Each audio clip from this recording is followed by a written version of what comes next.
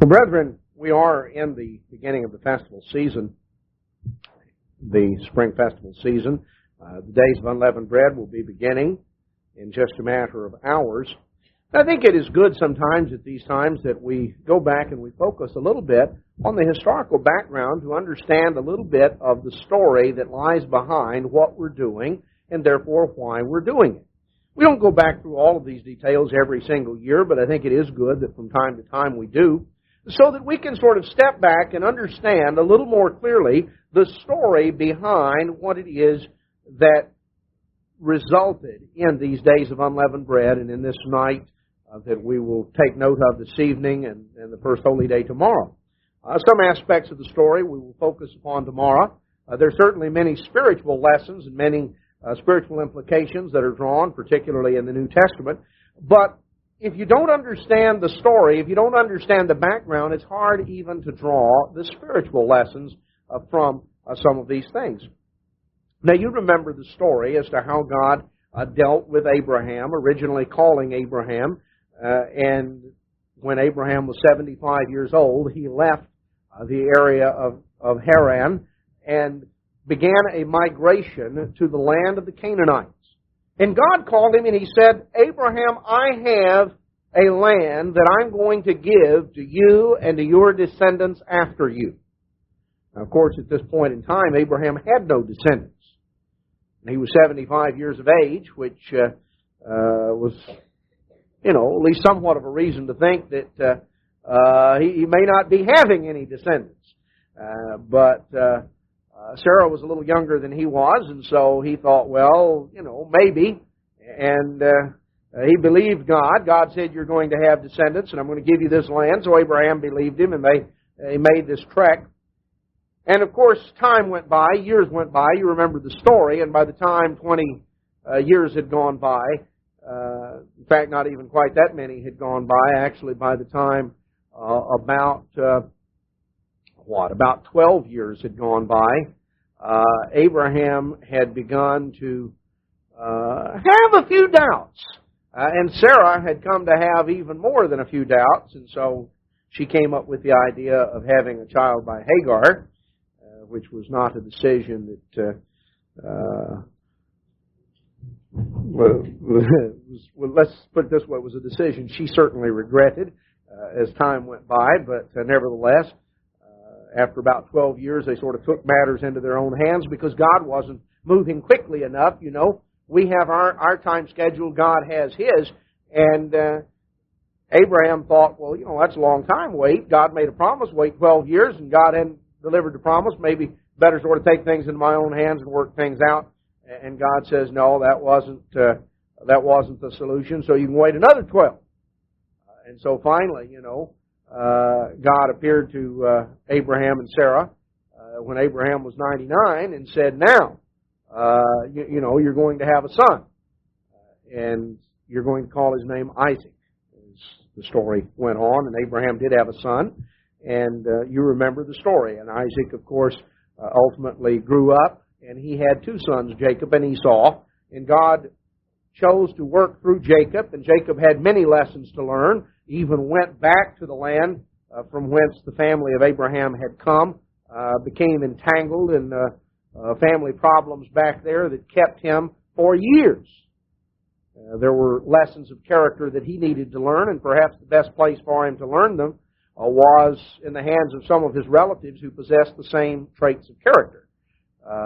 Jacob was a little bit of a wheeler-dealer, and in order to repent of that, he needed to come out on the losing end of some of the wheeling and dealing. He needed to find out what it felt like to understand why that wasn't the way to treat people.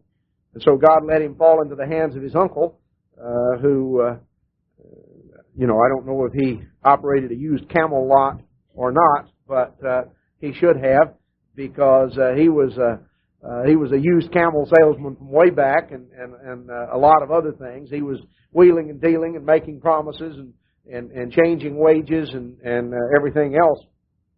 So eventually Jacob was extricated from that situation, had 12 sons, and came back to the land of Canaan. Now, by this time, a very lengthy period has passed since God originally called Abraham. From the time that God had called Abraham on down to this point in time, we're looking at well over a century. In fact, we're approaching 2 centuries that have gone by. Now that is a long time. Upwards of 175 years have transpired. And the family of Abraham himself now is dead, long dead. And Abraham's family is still living a nomadic existence. Wealthy, yes, in terms of cattle and sheep and things of this sort. But they're living in tents. They own no land. The only piece of property they own is a burial plot there at the cave of Mamre that Abraham purchased in order to have a place to bury his wife. And that was the only part of the entire promised land they owned, and they had to buy that. And almost 2 centuries have passed. God had made a promise. And He had talked about your descendants becoming as the stars of the heaven, as the sand of the seashore. And there are a few dozen of the family of Abraham. Jacob finally had 12 sons, and they had children. In Genesis 37, we find that one of those sons, who was really his favorite, a young man by the name of Joseph, was a very responsible young man, and yet sometimes, as young men do, he had a way of rubbing his older brothers the wrong way and making comments to them that just further incited the jealousy that they felt toward him, because they knew he was their dad's favorite. And you remember the story as to how eventually Joseph was sold into slavery. His brothers had plotted to kill him, and some had actually wanted to do that. And Judah had said, what profit is there if we do that? Let's sell him, get a little money out of the deal.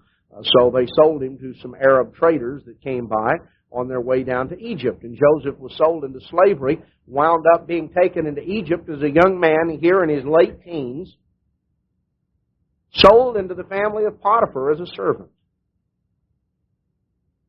Now, put yourself in that spot, and some of you who are about 17 years of age, think of a situation like that, of all of a sudden being uprooted from your family, sold into slavery here. These Arab traders haul you off. They take you down to Egypt, and you're sold down there.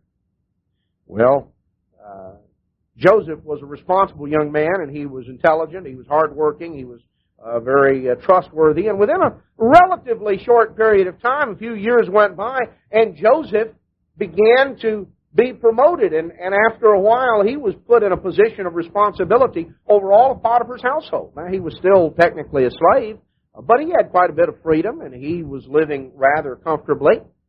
So if you were Joseph, maybe you would have, while still missing your family, you would have thought, well, at least life has taken a little turn for the better. Things are looking up. God has not forgotten about them. Well, Potiphar had a wife who was not a very nice person. She was enamored of Joseph, attracted to him, decided that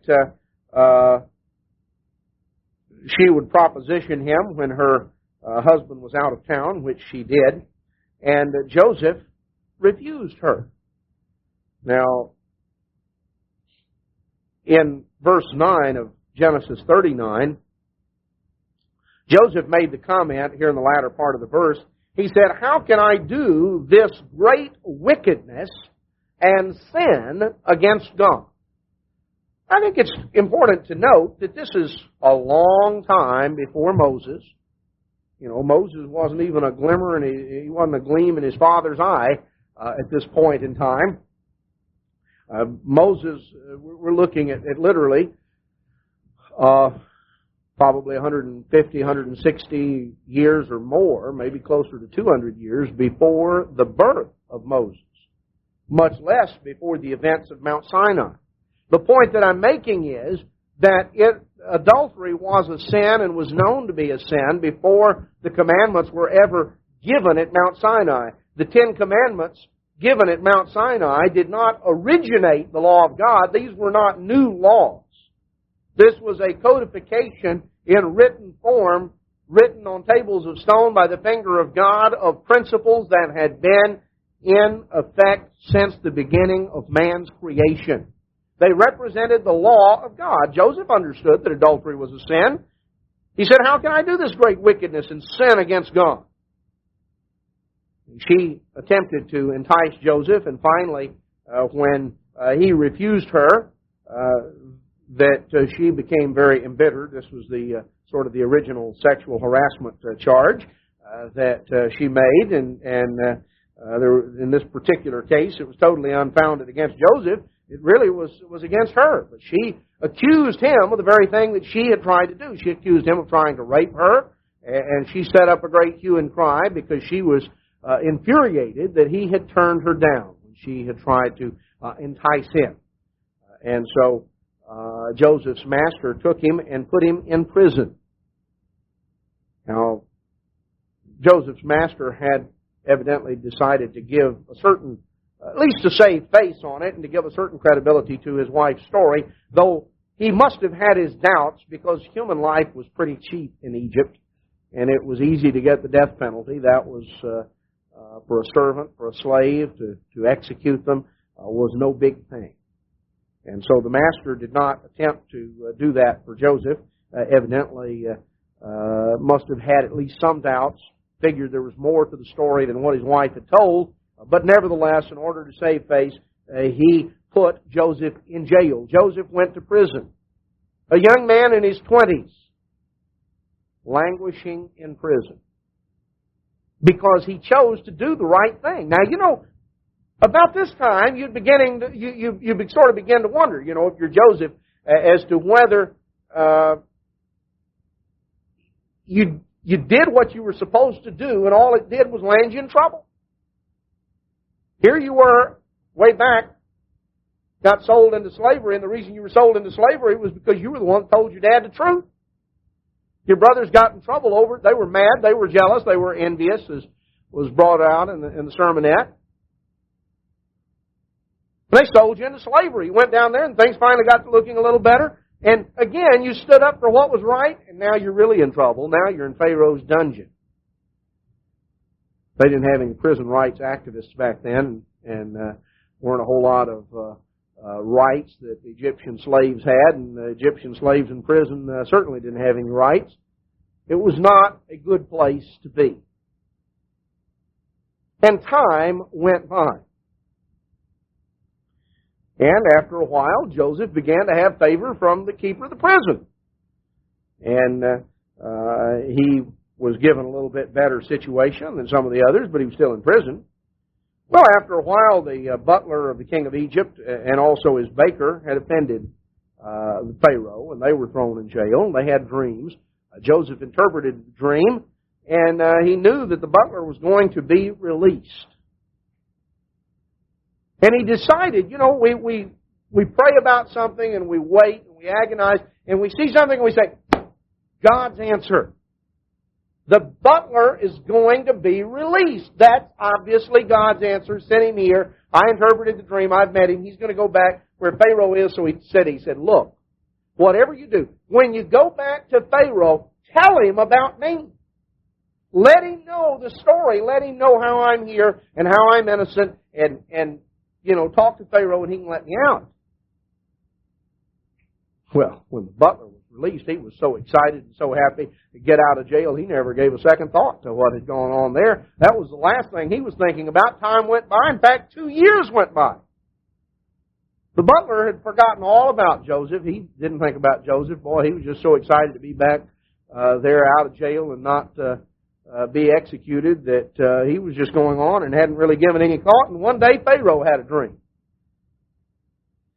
This is in Genesis 41. 2 years later, Pharaoh had a dream. And his dream was an odd dream. He dreamed and he saw these cows. And he saw 7 big, fat, fine cattle. And he saw 7 skinny, scrawny, shriveled up little cattle. And they were a poor, each of them was an awfully poor excuse for a cow. And they looked, and here are these 7 skinny cattle and the 7 big fat cattle. And the 7 skinny cattle swallowed up the 7 fat cattle. That's pretty odd. Cows don't normally swallow other cows. And what was even more odd was the skinny ones didn't gain any weight when they ate big fat cattle.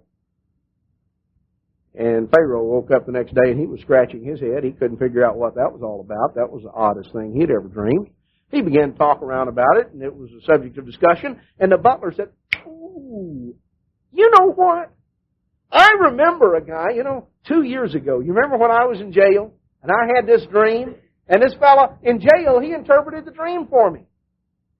And he asked me to pass it on to you, and I sort of forgot. But, I'll bet he could interpret that dream." You ever notice how when things are going well for you, it's easy to time flies when you're having fun? Joseph was very conscious of his problems. The butler had forgotten all about Joseph's problems because the butler wasn't living with Joseph's problems. No big deal to him. He remembered it at the moment, walked out the door, his mind got on something else, never gave it another thought. You ever do that? Somebody asks you to pray about something or to do something. "Oh yeah, I'll do that. Well, I'm going to do that, or I'm going to help you out, or I'm going to pray about that, or I'm going to do this, or I'm going to do that." Walk out the door, get your mind on something else, and don't even think about it for days or weeks or months. Something comes along and calls your attention. Well, that's what happened here. So sure enough, Joseph was sent for, and he cleaned up, and they gave him a fresh change of clothes, and he came in before Pharaoh, and he interpreted the dream. Now here we find, in verse 46 of Genesis 41, Joseph was 30 years old when he stood before Pharaoh, king of Egypt. 30 years old. He's gone from being a teenager to being an old man, right? Well, it depends on your age as to whether you think he was an old man or not. Some of us think he was a young man, but, if you're 17, 30 seems like that's pretty old. And Joseph was 17 when all these events began to happen. The point that I'm making is that wouldn't it be easy to become embittered? Wouldn't it be easy to become embittered in a situation like this? Years have gone by. You and I can read it in a few minutes and we know how the story ends. You know how Joseph lived it? One day at a time, same way you live your life and I live mine. We know what transpired a little ways down the road. But he didn't know what was going to transpire. Every time he thought he knew, it didn't work out that way. He thought, well, God was going to show him favor here with Potiphar. No, he gets thrown in jail. First his brothers put him in the pit. He thought, well, God will deliver him. They sold him to some Arab slave traders that hauled him down to Egypt and sold him. Got a nice master. Things are looking better.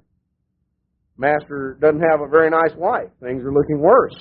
Go to jail. Things are looking bad. Get favor with the jailer. Things are looking a little better. Interpret a dream for Pharaoh's butler. Things are looking good. Butler forgets all about you. Things aren't looking very good at all. Now finally Pharaoh has a dream and he comes. And he interprets the dream for Pharaoh, and Pharaoh says, I need a smart man to set over all of this business. Tell you what, you're in charge, you're number 2, you answer to me. Here's Joseph in a matter of about a few minutes, goes from being a slave and a prisoner to being the number 2 man in Egypt. Nothing like moving up rapidly. You get in, you hit the elevator, and you sort of lose your stomach. All of a sudden, boom, you shoot right up to the top. Go from the basement to the 33rd story in about 15 seconds. The point is, of course, that when God gets ready to do something, He can do it in ways that you and I would never dream of, and He can do it so quickly. But things can go on and on and on, and it seems like God's not listening and God's not there, and why hasn't God answered? Joseph went through 13 years. And now he's 30, and over the next 7 years, they have the 7 years of plenty there in Egypt, and he oversees that. And then the famine begins, and they get on into 2 or 3 years of the famine, and after a year or so, his brothers, because the famine is hit up in the land of Canaan, and is pretty severe, and eventually Jacob has to send some of the sons down to buy seed corn. They come in, and Joseph now sees his brothers. And you remember the story as to how a little time went on, and eventually all the brothers, he wound up where the brothers were there, and Joseph finally was in the, as you read here in Genesis chapter 45, and Joseph, by this time, is approaching, 40 years of age. He was 30 when he stood before Pharaoh. You had 7 years of famine, and now there's been 7 years of plenty. Now there are 2 years of famine. So Joseph is 39.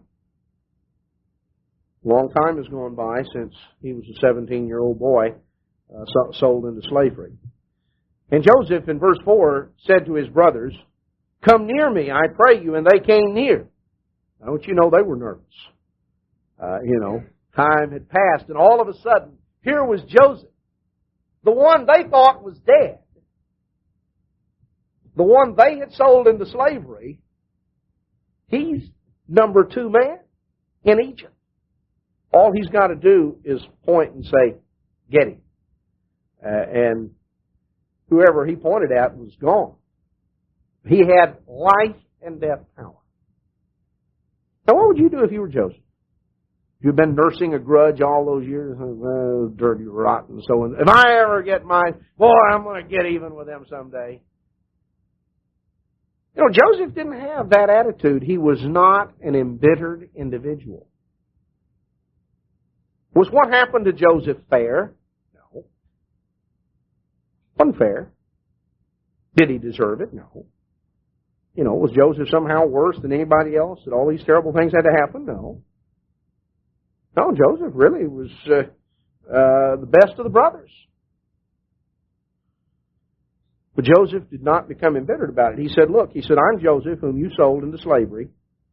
Now don't be grieved nor angry with yourselves that you sold me here, for God did send me before you to preserve life. These 2 years," this is verse 6 of chapter 45, "these 2 years has the famine been in the land, and there are yet 5 years.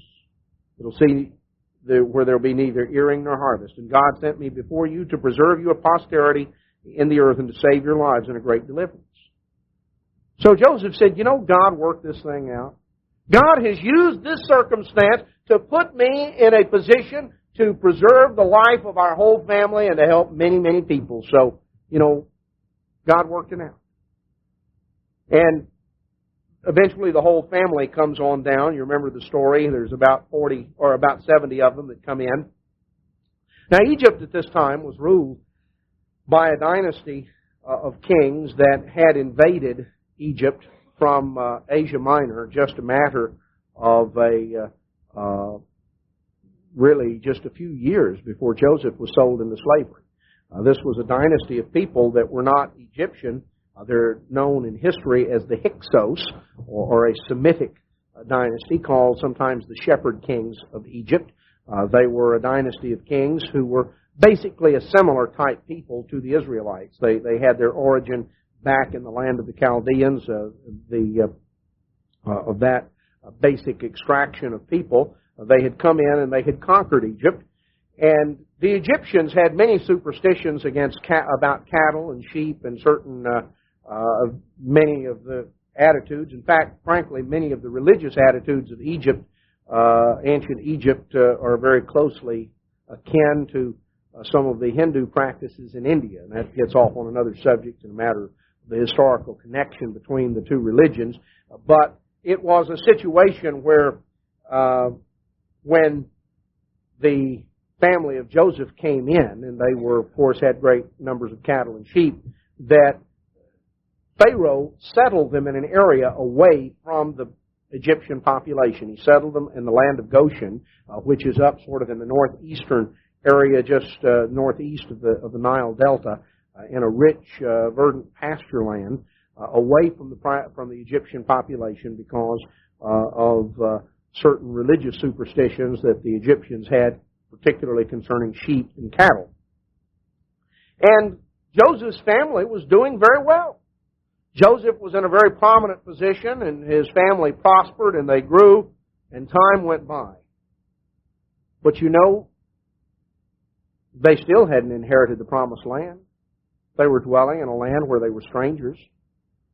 Jacob died, was taken back and buried there in the burial cave where Abraham was buried and where Isaac was buried. Now Jacob was buried, and here they still had not inherited a square foot of the land of Canaan. They were in Egypt. The time came for Joseph to die, and Joseph believed that God was really going to give Israel the land that He had promised them, even though well over 2 centuries had passed since it had been promised. Well over 2 centuries had passed, and they still didn't have any of it. But Joseph believed that God was going to do what He said. He knew God had not forgotten. And so when he died, he gave instructions. He said, "You bury me here, but the time will come when you're going to go to the land that God has promised. And when you go, take my bones, take the coffin that contains me, and bury me in the promised land. Take me back and bury me in the promised land because I want to be in that land." Well, you remember the story in Exodus chapter 1. We're told that the children of Israel were fruitful and increased abundantly and multiplied. The land was filled with them. And then in verse 8 we find there arose a new king over Egypt which knew not Joseph. This was the 18th dynasty, which was an Ethiopian dynasty that arose up couple of decades after Joseph's death, overthrew the Hyksos and expelled the Hyksos from Egypt and united Egypt and Ethiopia together. And now, all of a sudden, the whole political complexion and climate had drastically changed from a dynasty that was akin to the Israelites in terms of being a similar people and that had similar customs and sort of felt an affinity, and that Joseph had really helped to cement the dynasty in place in terms of increasing their power and status economically, and was really sort of a hero. All of a sudden, everything was turned upside down. A totally different dynasty that had a totally different origin, different customs, different practice, different group of people came in, expelled the Hyksos. And Joseph, who was Joseph? They looked upon the Israelites as a threat and began the systematic process over a period of a few years of gradually disenfranchising them, of hiring them in on a construction project, getting them away from their farming and from the circumstance, and eventually put them in a condition of servitude and began to tighten the screws. And we find that they set taskmasters and began to afflict the Israelites. And eventually it got to the point there was even an attempt for a few years at genocide of actually wiping out the Israelites by trying to have all the baby boys killed. And it was during that few years that a little child by the name of Moses was born. And his parents, of course, didn't want something to happen to little Moses, and so they hid him. They made a basket out of bulrushes, and they pitched it with tar and made a little safe container, and they put him in it, and they put it there in the edge of the Nile River in the rushes, and they had his little sister wait down there and sort of watch. And they kept him there during the daytime so that when the soldiers would come around to search the house, baby, what baby? No baby around here. So here this went on for a little while. But it's sort of hard to keep a little baby hidden because babies get hungry and they get restless and they want some attention, and you can't tell them, don't cry now. So sure enough, Pharaoh's daughter and some of her companions came down to the Nile River one day to bathe there in the Nile River. And little baby Moses started crying. And they heard this baby crying, and they went over and sure, they found him. Now what's going to happen? Well, his older sister, who was perhaps 7 or 8, she saw what was going on, and she was frightened. She knew that this was serious, but she was a little girl that had a sharp head on her shoulder, so she went down there, and here they had this little baby, and they could see that it was one of the little Israelite babies, and they didn't know what exactly to do. And she came down there and said, I'll go back and get one of the Israelite women to nurse it if you'd like. Oh, yeah, that sounds like a good idea. Well, what did she do? She raced back and got her mother. Her mother came down there and took care of the baby and nursed it. And her mother then was actually hired under the protection of Pharaoh's daughter to raise Moses. How is God going to make sure that Moses is protected and that Moses is taught the truth? How are you going to grow up in the church, grow up knowing the truth, living in Pharaoh's palace? Well, Moses' mother was actually hired by the princess to be the nurse and to be the one that sort of raised him up and taught him. And Moses grew up being taught God's truth. And yet, as he came on up into adolescence and began to be trained as an Egyptian prince, and he had all of the advantages that Egyptian civilization could offer. That was the richest, wealthiest, most powerful nation on the face of the earth at that time. Very wealthy. I don't know how many of you remember back several years ago, there was a display of Egyptian treasures of King Tut, that were displayed. I think they were on display down in New Orleans, and they were in Houston, and they were in Memphis, and they were in several cities. Then I think one of the there was a television special on them, and National Geographic did a spread around that time. Just beautiful. The gold jewelry and masks and ornaments and just the opulence and the wealth. And that's what King Tut was buried with. That's just a fraction of what really was. That's just what they put in the grave with him, sort of as a reminder. Well, that was around the same time period of Moses, the same general time period. The point I'm making is Egypt was a fabulously wealthy civilization. Moses grew up as an Egyptian prince. Stephen, in his inspired sermon in the book of Acts, chapter 7, says that he was a man mighty in words and deeds among the Egyptians. Boy, Moses had everything going for him. But you know, in Hebrews 11, the Apostle Paul tells us something. Moses was faced with a decision. And it's a decision that everybody has to make. But Moses was faced with a decision as a young man. And it's a decision that everyone, young people and older people as well, we all have to come to make a choice. Moses was living in Egypt. He was a prince of Egypt. He had all the wealth, the glitter, the glamour, all of these things at his disposal. But he also knew the truth. He knew the truth. He knew that he was an Israelite of the seed of Abraham. He knew about God's promises to Abraham. He knew about the God of Abraham, Isaac, and Jacob. He knew about God's laws.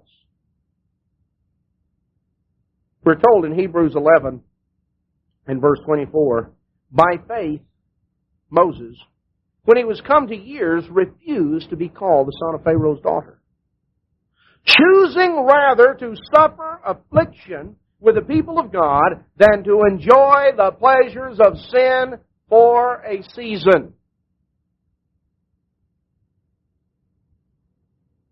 Choosing rather to suffer affliction. Now, what kind of choice was that? Moses was exposed to all the glitter, the glamour, the wealth, the gold, the power. What was he going to get out of trying to obey God? Well, it says he made that choice by faith. You see, Moses realized there is something more than right here, right now. Now, it doesn't say in Hebrews 11, it doesn't say that there's no pleasure in sin. Don't ever let anybody tell you, that there's no pleasure at all in sin. Oh, if there was no pleasure in sin, people would quit, in a big hurry. People usually quit something that has no pleasure. What it says is that the pleasures of sin for a season. It says that sin has pleasure, but it says it's very seasonal, it's temporary, it doesn't last. Didn't say there's not a thrill, didn't say there was no excitement, didn't say that there was no pleasure. Didn't say, oh, it's sort of like taking castor oil. No. But it said Moses had a choice to make. He had a choice to make. And his choice involved blocking out what he knew of the future and choosing everything right here, right now, the pleasures of sin for a season. But Moses had vision. He saw something beyond right here, right now. And he made a choice to ally himself with the people of God. And he said, I would rather share the fate of God's people. Now, Moses was a man that God used in a very powerful way. And if you want to know what fate Moses has in store for him, you can go back and read it in Matthew. Remember the story in Matthew 17? Remember when Jesus was transfigured on the mount? When he told the disciples, I'm going to let you see the kingdom of God. And he was transfigured before them, and they saw him in glory and in power with the very bright, shining light, the radiant like the sun.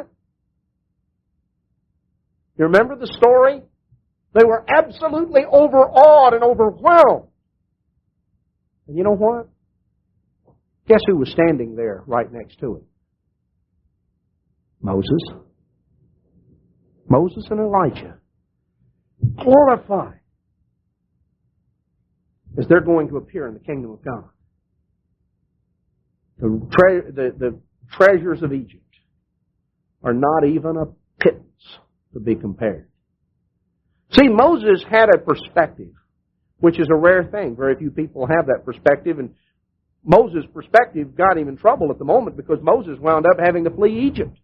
He had to flee for his life. At the age of 40, went down into the Sinai wilderness and dwelt with the Midianites.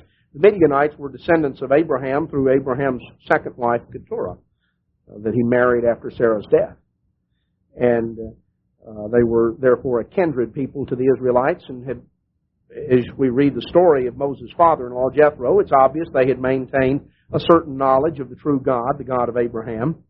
Moses dwelt there in the land of the Midianites, there in the Sinai wilderness, for 40 years. Now, he's reached an advanced age. He's 80 years of age. He thinks that his life has come to a conclusion, and God says, oh, you haven't even gotten started good. Remember, Moses was out there. He had his sheep. He was out there. Here he is, this elderly man out there, with his sheep. And he was rugged. He was healthy. He was out there. He was up walking and with his sheep and taking care of his flocks and doing all these things. And he was in vigorous health. He was out there one day and he saw this bush burn. It was an odd thing, find a fire like that out in the desert. He wondered what that was. And he got up there and he got up close and the bush was burning and burning and burning, but nothing was burning up. And he got closer and closer, and all of a sudden this big voice boomed out and said, Moses, take your shoes off. The ground you're standing on is holy ground. Well, needless to say, that got Moses' attention. So, you read that here in Exodus chapter 3. And he said, I am the God of your fathers, the God of Abraham, the God of Isaac, and the God of Jacob. This is in Exodus chapter 3 and verse 6. And Moses hid his face, scared him to death. He didn't even want to look into the burning bush. He thought that this was... God said, look, he said, I've seen the affliction of my people that are in Egypt. I've heard their cry. I know their sorrows. And I'm going to deliver them out of the land of Egypt, and I'm going to do so through you. Now, I have a job for you, Moses. I'm going to send you back to Egypt. You go and you tell Pharaoh that I said, let my people go. And Moses said in verse 11, well, who am I that I should go to Pharaoh, that I should bring forth the children of Israel? God said, well, I'll be with you. And Moses had excuses. I don't know. I don't think I'm the one. And besides, I'll get back there and I'll tell the people that the God that you've sent me, and they won't believe me. And, this is in chapter 4, verse 1. They won't listen. They won't believe me. And God said, now, what do you have in your hand there? Well, Moses had his staff, had his rod. And God said, well, you see that thing in your hand? Throw it on the ground. So Moses threw it on the ground. This is verse 3. And what happened? It became a serpent, and Moses fled from before it.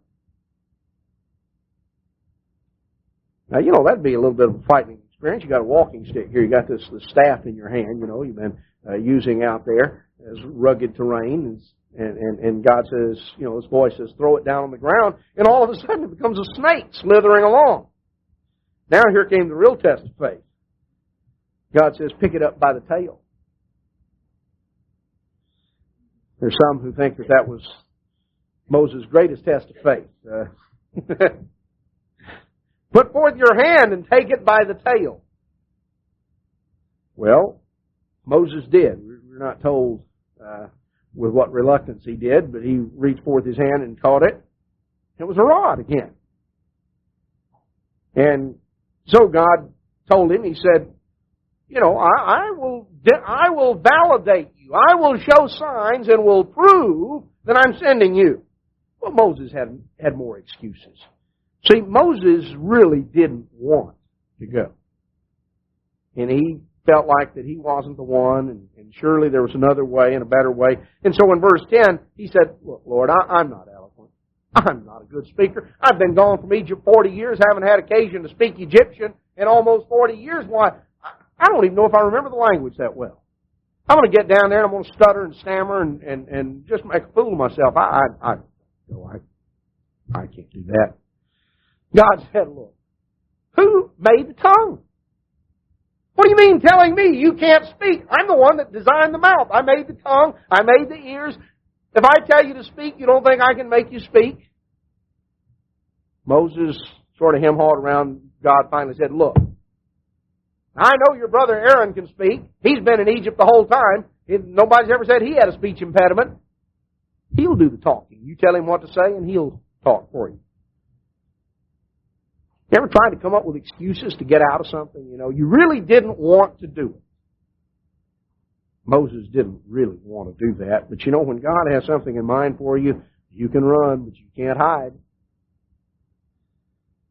Well, a little further on, God finally told Moses, and Moses came on, and came on down there, and his brother Aaron, we're told, in verse 27 of chapter 4, came out to meet him. And Moses told Aaron everything that had happened. And they called the people together. And the people saw the signs in verse 30. And the people believed, verse 31. And when they heard the Lord had visited the children of Israel, He looked upon their affliction. They bowed their heads and worshipped. Oh, they were happy. Finally, their prayers were answered. Years have gone by. Decades have gone by. It's 80 years since Moses was born, and Egypt had been Israel had been slaves in Egypt for several decades prior to his birth. So they'd been slaves for upwards of a century and a half, and had been in Egypt for a longer period than that. So here were these problems, and now finally God was going to answer. It hadn't been on the time schedule that anybody had. But God told them through Moses, I'm going to deliver you. So now Moses and Aaron went into Pharaoh. And they said, thus says the Lord God of Israel, let my people go. And Pharaoh said, who is this God? Who is the Lord that I should obey him and let Israel go? I don't know anything about him. I don't know the Lord, and I'm not going to let Egypt go. Well, God was going to say, Pharaoh, let me introduce you. You don't know me. Well, by the time we get finished, we're going to be well acquainted. You don't know who I am. Well, I want to introduce myself. So, the more Pharaoh thought about this request, it made him mad. Who do these people think they are coming in here saying, let the Israelites go into the wilderness to serve God? Why? I'm not going to let them go. In fact, the more he thought about it, later on that day, he gave orders. He said, we've got these people making bricks, and we've been supplying the straw and the stubble. No more straw. Let them gather their own. In the evening, I want the same quota of bricks. I don't want you to let up. I don't want one brick less. Now, Moses, this shows you what public opinion would do. If you had the Gallup poll back in those days, Moses went from probably among the Israelites about a 99% approval rating, you see, all the way plummeted down to about a 1% approval rating. Boom. Because all of a sudden, people thought, hey, Moses is going to deliver us. He's going to go tell Pharaoh to let us go. Wonderful. We're finally coming out of Egypt. Moses goes and tells Pharaoh. And Pharaoh says, those guys got too much time on their hands. Sitting around plotting all this mischief. You tell them, I want them really to get to work. You think they got it hard now? They don't have it hard. When I get through with them, they're not going to have time left over to think about this God. And the people were upset. And the people met Moses and Aaron in verse 20, and they said, boy, you've really done it now. You've really gotten us in trouble. Now, they thought when Moses came back to bring them out, they thought their problems were over. God was calling them. That meant all the problems were going to disappear, right? Isn't that what happened to you when you first learned the truth? All your problems disappeared and hadn't had any sense? Oh. Not so? Shades of last year.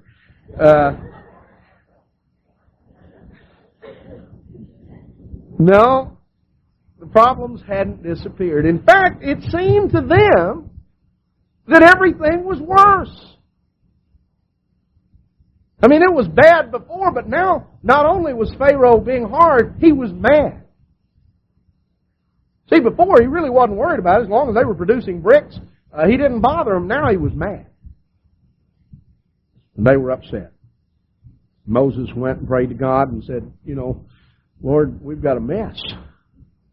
We've got a mess. We came and told these people you were going to bring them out, and they got their hopes up, and now we're in trouble. Well, they hadn't seen anything yet. God said, look, I want to send you back to Pharaoh. And so in chapter 7, you read where Moses and Aaron came in. Now, if you've ever seen a picture of the crown of the Egyptian pharaohs, you notice that they have two intertwined serpents up on the head of the crown. The snake god. This was something that they worshipped, the symbols of Egypt. Well, first thing Moses did was had Aaron throw down his rod, and his rod became a serpent. Well, Pharaoh's magicians, they said, hey, that's an old trick. We know how to do that. They threw their rod down. It looked like a serpent too. Then Aaron's rod gobbled theirs up. Turned back into a rod. They didn't have any rods left.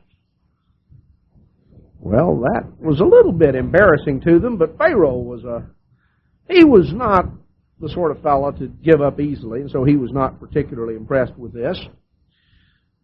So, in verse 17 here of chapter 7, God told him, he said, look, I'm going to smite the waters and turn the river to blood. Now, the Egyptians worshipped the Nile River. They viewed it as the giver of life. Egypt was called the gift of the Nile. And here was the first plague. In verse 20, Moses and Aaron did as the Lord commanded, and the waters became as blood. All the water was turned to blood, and the fish died and stank, and it was a horrible mess throughout the land of Egypt. And a week went by, verse 25. A week went by. It took time as the river, as the waters flowed from the headwaters there, came on, finally fresh water came on down, and the waters, the blood dissipated. Well, in chapter 8, they came back to Pharaoh and says, thus says the Lord, let my people go. And if you refuse, I'm going to smite the land of Egypt with frogs. Well, Pharaoh didn't let them go, and here the frogs came. On down chapter 6, we find that frogs were coming up everywhere. In fact, in verse 3, where Pharaoh was told, look, frogs are going to come. They're going to come into your house and into your bedchamber and upon your bed and in the houses of your servants and in your ovens and in your kneading troughs. I mean, everything you look at, there's going to be frogs popping out. You get ready to go to bed, turn the covers back, frogs come hopping out. You know, go open up your bread box, frogs start hopping out. I'll tell you what I always think of when I think of this. Those of you remember the Bible story that Mr. Wolverton drew and illustrated, and he's got a picture in there, and it shows Pharaoh and his eyes are sort of bugging out, and he's got this cup in his hand, and this old frog is sort of peeping up from inside. You know, he's getting ready to hop out. He's climbing out of the cup.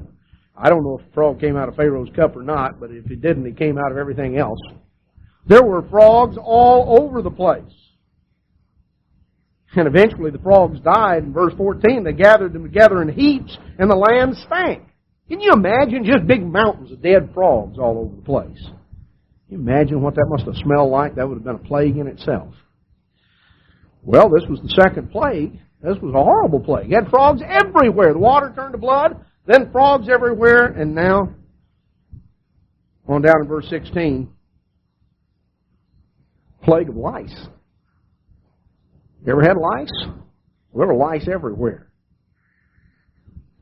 And they stretched out their hand, and the dust became lice. Lice throughout the land of Egypt. Lice everywhere. Even the magicians told Pharaoh in verse 19, this is the finger of God. Pharaoh wouldn't listen. So, here's this horrible plague. And in verse 21, Moses and Aaron come back down to Pharaoh and they say, catch him when he's coming down to the river. And they tell him, I'm going to send swarms of flies and perhaps other insects as well. I'm going to send swarms upon your servants and your people and your houses. And the land will be filled with these swarms. Notice verse 22, and I will sever in that day the land of Goshen in which my people dwell. Now, do you get the implication there? When the water turned to blood, the Israelites had just as much trouble as the Egyptians did. When frogs came up everywhere, the Israelites had just as much trouble as the Egyptians did. When there were lice everywhere, the Israelites had just as much trouble with it as the Egyptians did. Now, if Moses' popularity could have sunk any lower, people must have said, you're going to bring us out? We're going to be dead before you bring us out. You keep bringing these plagues, and all that happens is everything's getting worse. You know, it's one thing to consider that as some of these events happen in the end of this age, and some of the things that are going to occur between now and the return of Christ take place, don't think that God's people will never be affected by any of it. Well, I know God promises protection, but here's an example that shows that sometimes God waits a while before He makes the distinction. Now, at this point, after the swarms of the flies, He says, I'm going to sever the land of Goshen when I bring this fourth plague, the plague of swarms, that you may know that I am the eternal in the midst of the earth, and I'll put a division between my people and your people. So God finally made a clear-cut distinction so that it will be obvious as to where are God's people and where are the Egyptians. But the distinction wasn't plain until this point. Now when the swarms came, Pharaoh called for Moses in verse 25, and he said, go and sacrifice to your God in the land. You know, a compromise comes in. Pharaoh offered them a compromise. He says, you want to go and sacrifice to your God, you can do so, but don't leave Egypt. One of the first compromises the devil offers us when we start to get serious about obeying God, he says, well, if you're bound and determined to serve God, stay in Egypt in order to serve Him. Now, you can't serve God on the devil's terms. Pharaoh said, stay in Egypt. Moses said, no, if we stay in Egypt, we can't serve God the way God says. We need to come out of Egypt. We need to leave Egypt behind to go to where God says go and serve Him. And Pharaoh says, well, I'll let you if you'll do it on my terms, if you'll compromise. You need to be reasonable about this thing. God said that there needs to be an absolute total commitment. Pharaoh kept trying to dissuade them from that total commitment. Well, Moses went out from Pharaoh and entreated the Lord, and the swarms disappeared. And then, chapter 9 came back and said, let my people go. So we find that a great plague came, disease on the cattle, in chapter 9, verses 6 and 7. That didn't solve the problem, so finally on down in verses 9 and 10, we find a sixth plague. The boils broke out all over. This was a grievous plague. And then, coming on down, that in verse 23, the seventh plague, hail. Now, Egypt did not have thunderstorms. It rained very rarely in Egypt. It was supplied water by irrigation from the Nile. The Nile flooded annually, and the river silt was washed out over the farmland. And Egypt depended on the Nile for its water, and most of Egypt very rarely got rain. So rain was an uncommon thing, and a terrific thunderstorm with lightning just all over the place. I mean, it was just tremendous lightning and hail, and fires were started from the lightning. It was a horrible storm. Something like that's frightening even when you've seen them before. Well, this plague came, and we find in verse 26 that only in the land of Goshen, where the children of Israel were, there was no hail. Well, Pharaoh sent and he told them, he said, look, I'm sorry. I'll let you go. You don't have to stay any longer. So Moses prayed and asked God. Well, we find that when Pharaoh saw, verse 34, the rain and the hail and the thunders were ceased, he got stubborn and said, no, I don't think I've changed my mind. Well, chapter 10, God says, all right, another plague. Here came the plague of locusts. Now, Pharaoh, in the meantime, his servants had come in verse 7 and said of chapter 10 and said, look, this man is a snare to us. Let them go. Let them serve their gods. There's not going to be anything left of Egypt if you keep them here. So Moses and Aaron were brought before Pharaoh. And he said, all right, I'll let you leave Egypt to serve God. But now, who exactly are we talking about? Who do you want to go? Moses said, well, all of us. Our young, our old, our sons, our daughters, our flocks, our herds, everything. Verse 10, Pharaoh said, no, you let the kids stay here. No, you let the kids stay here. You adults, if you want to go serve this God of yours, you adults go, but let me take care of the kids. See, the first compromise the devil offers us is don't leave Egypt. Don't forsake this world and its ways. If you want to serve God, well, all right, serve Him, but stay in Egypt. Don't turn your back on this society. Don't come out of the world in order to serve God. Just sort of tack on service to God to being a part of this society. That's the first compromise that Pharaoh offered him. The second one is, all right, if you're going to do it, if you're just bound and determined you're going to do it, let me take care of the kids. You go, leave the kids behind. I'll take care of the kids, Pharaoh says. That's what the devil would like for us to do. If we're bound and determined to forsake Egypt in our lives, then we're not going to do it. Well, at least let him have the kids. Surely you're not going to cram your religion down your kid's throat, are you? You know, that's what Pharaoh was telling them. Why? It'll let them make up their own mind. They can stay here in Egypt and be my slaves. That's certainly giving them a choice, isn't it? Well, Moses said, no way. So, he said, no, we're all going. We're going to serve God. We're not going to leave the kids to you. Why would we want to go off and leave our kids here for you? So they were driven from Pharaoh's presence, verse 11. Boy, he was mad. Well, here came another plague. God says, fine, you want to learn the hard way. Here comes another plague. Here came locusts this time. This was the 8th plague. They came upon the land of Egypt, and they were very grievous. There were no locusts such as those, neither before nor after. They covered the earth. Well, verse 16, Pharaoh called Moses and Aaron in haste. And he said, look, I've really blown it.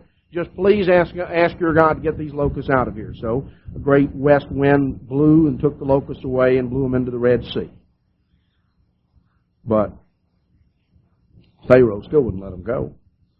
So in verse 21, 22, we find a 9th plague came. This was the plague of darkness. Moses stretched forth his hand toward the heaven, and there was a thick darkness in the land of Egypt those days. Well, they couldn't see their hand in front of their face. It was so dark for 3 days. And Pharaoh called Moses in verse 24, and he said, all right, you can go. You can go and you can take your kids, but leave the flocks and the herds behind. You can leave Egypt, and you can take your family, but don't commit your resources. Leave those behind. Don't make a total commitment. You see, what God required was total commitment. They were to commit themselves and their families, their resources, everything they had. God told them, I want a total commitment. You come out of Egypt and come to where I am and serve me on my terms. Pharaoh said, no, don't go at all. But if you're bound and determined to go, then just go a little ways. And certainly don't make a total commitment. You know, one of the things that stands in the way of God's people as they get ready to leave Egypt is the discouragement and the obstacles of all the things that stand in your way when you get ready to do what you need to do. And then all the compromises that get thrown your way of do it, but do a halfway job of it. Don't really get serious about it. Well, Moses told Pharaoh, no, we serve God on God's terms, not your terms. So the plague of darkness came. And then God told Moses, I'm going to send one more plague. This is going to finish things off. Because this was going to be the plague of the death of the firstborn. We find that God gave the people favor in the sight of the Egyptians, verse 3 of chapter 11. The man Moses was very great in the land of Egypt, in the sight of Pharaoh's servants and in the sight of the people. They were impressed with him, whether Pharaoh was or not. They knew and they could see the hand of God. And God told Moses that about midnight, I'm going to go through the midst of Egypt, and all the firstborn are going to die. From the firstborn of Pharaoh to the firstborn of the captive in the dungeon. So, they were given instructions in chapter 12. We've gone through that. They called the Israelites together and told them that this month is going to be the beginning of months. Now on the 10th day, you're to take a lamb. And you keep it up until the 14th. And when the sun sets, that time, during that period of dusk between sunset and total darkness, you kill that lamb and you dress it. And you roast it with fire. You don't eat of it raw and you don't eat of it sodden. You don't boil it. Now, any of you have ever dressed out game, from the time you kill an animal and dress it out, prepare it to eat, put it on a spit and roast it, you're looking at a process of hours before that is completely roasted, before it's completely ready. Even if you're experienced, you know what you're doing, you're still looking at time. I know a lamb is not a very large animal. But by the time that you dress it out, and he said, now you can't cut it up. You can't break a bone of it. You can't cut it up, you see, and where you can grill it in small pieces. You can't boil it, cut it up that way. You can't eat it raw. You've got to roast it whole. You're looking at hours. It was late in the evening. It was on at least probably getting close to 11 o'clock, between 10 or 11, before they could even possibly be ready to sit down and actually start eating the meal. You just go through and figure it up. Even in terms of cooking time, that from from that sort of thing. I mean, you consider that from the time you take the animal, they couldn't put the knife to the throat until after the sun had set, until sunset.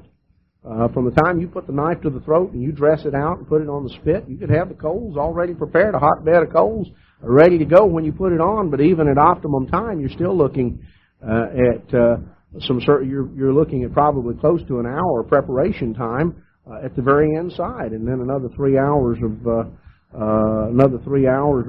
so of roasting time, depending on depending on all the details. So you're looking at somewhere between 10 and 11 o'clock before they could even begin to start eating the lamb at the outside. And so they were just sitting down and eating. They were to eat in a state of preparation, and we're told that the death angel came through the land at midnight. Now, they had taken the blood and they had put it on the doorposts. They had put it on the doorposts. They were told also that the death angel was going to come through at midnight in chapter 11 in verse 4. And they were also told that God was going to put a difference between the Egyptians and the Israelites on down in verse 7. Well,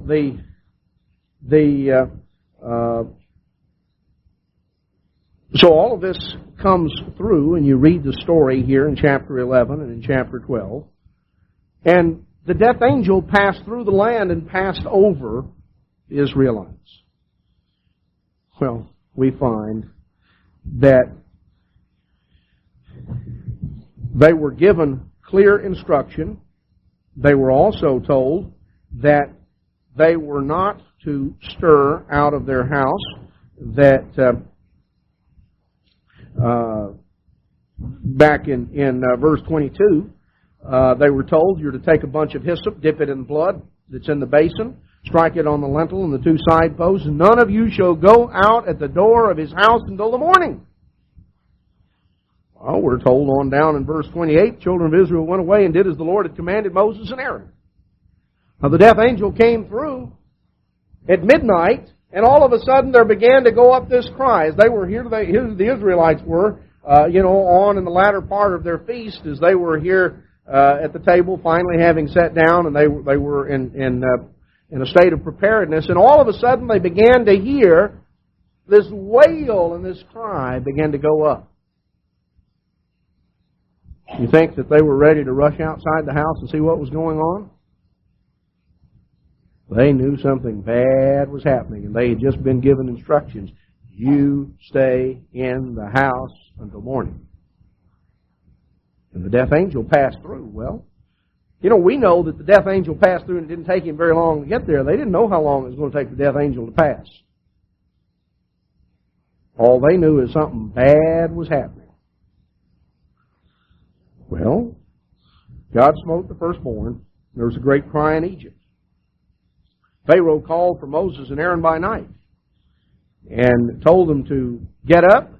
He had to send a messenger. He had to send somebody down there. Get you forth from my people, you and the children of Israel, and you go take everything you've got and get out of here. In verse 33, the Egyptians were urgent upon the people that they might send them out of the land in haste.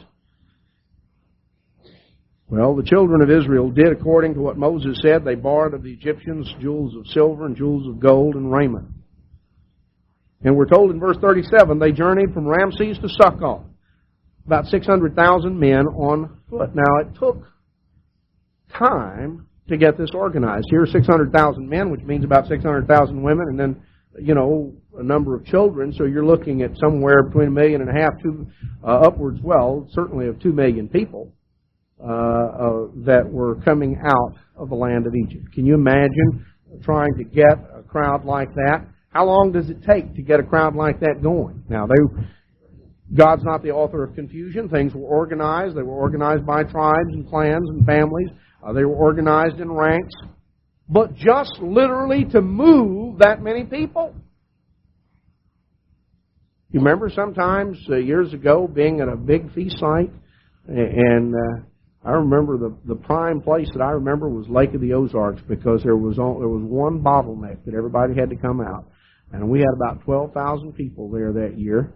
And It took a long time to empty out. And you're running cars out just as quickly as you could run them out. But if you weren't the head of the line, you just better plan on sticking around for a while. It took time. It takes time. It would have taken hours from the time the first ones got started until the last ones got started. Well, we're told a couple of things here. If we go back in the book of Numbers chapter, let's just go back first to Deuteronomy 16. Deuteronomy 16, we're told that we observe the month Abib and we keep the Passover. We're told in the latter part of verse 1 of chapter 16 in Deuteronomy, in the month of Abib, the Eternal, your God, brought you forth out of Egypt by night. They came out by night. Now go back to Numbers 33.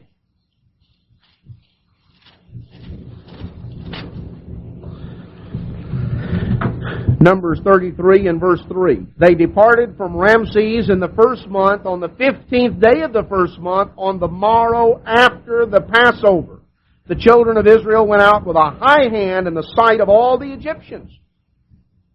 Now, if they went out in the sight of all the Egyptians, that meant that people saw them lining up. You see, the Egyptians buried their firstborn, which the Lord had smitten among them. Upon all the gods also the Eternal executed judgment.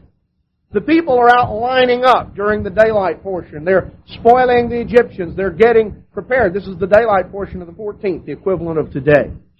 They're getting organized. They're getting ready to move out. The Egyptians are burying their dead. The Egyptians weren't out burying their dead at 3 o'clock in the morning. They knew that the death angel had passed through. They didn't know how many times he was going to come back. You think the Egyptians were going to go outside after dark, after the death angel had passed through? They didn't know what else was out there. Oh no, they stayed at home. The next morning, as all the reality of what had happened, and the sun came up, and the reality of what happened, and so here they were out burying their dead, and all this wail and lament, and the Israelites are lining up, and they're gathering all these things, and then we're told that they came out, they departed from Ramses on the 15th day of the first month, on the morrow after the Passover, the day after the Passover.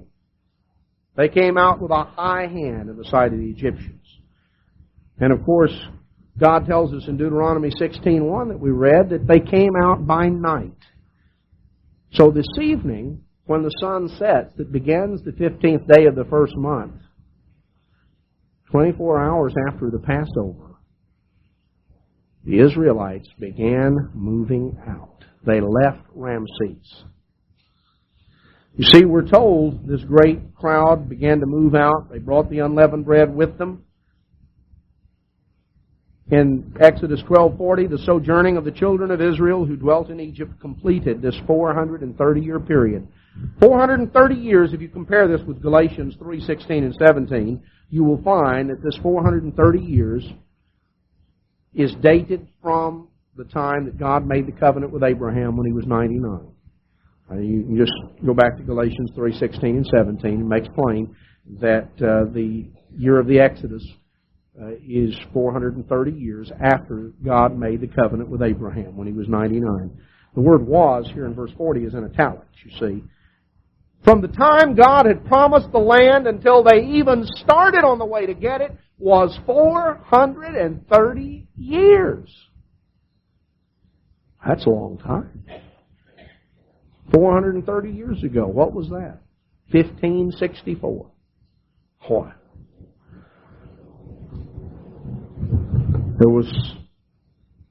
The point is, God did what He said He was going to do, but He didn't do it on the time schedule any of them were expecting. Abraham was dead, and Isaac was dead, and Jacob was dead, and Joseph was dead, and Ephraim and Manasseh were dead, and their sons were dead. We're generations down. 430 years from the time God made the promise. Finally, they start out of Egypt. And we're still years away from getting to the land. But when God's time came, they went. And it was right on schedule. end of 430 years, even the self-same day, right on the anniversary of when God made the covenant. All the hosts of the Lord went out from the land of Egypt. It is a night to be much observed unto the Lord. A night to be much observed, the commemoration of the beginning of the Exodus. A night to be much observed unto the Lord for bringing them out of the land of Egypt. This is that night of the Lord to be observed of all the children of Israel and their generations. Israel came out with a high hand. They were excited. They were leaving Egypt behind. But you know, they ran into problems. They ran into difficulties. The journey didn't go exactly as they had anticipated. Israel left Egypt behind physically, but they never left Egypt in their mind. Moses forsook Egypt in his mind and in his heart. He made a choice to ally himself with the people of God rather than with the Egyptians of Pharaoh. All of us are confronted with that choice. All of us have to make it. The same choice that Moses made. He made the choice by faith. He saw what was down the road. He saw where it was headed. The only way we will make the right choice is we've got to see where it's headed. As we come before God here at the beginning of this festival season, and we think back and we look at the ups and downs that the Israelites went through, and we're going to look tomorrow at some of what does it really mean to leave Egypt, because Israel left Egypt physically, but they never left Egypt in their heart and in their mind. We're going to look at some of that, but it's good for us to have the story in mind, to realize that here is an example, here is an illustration. There are many lessons of life that are contained.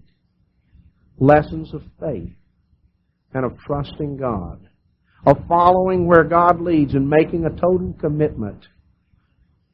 The fact that God is prepared to deliver His people.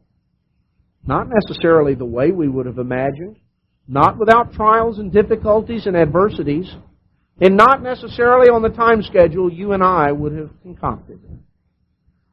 But God is going to fulfill His promise.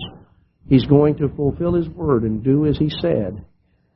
And we are going to be celebrating the certainty of that deliverance.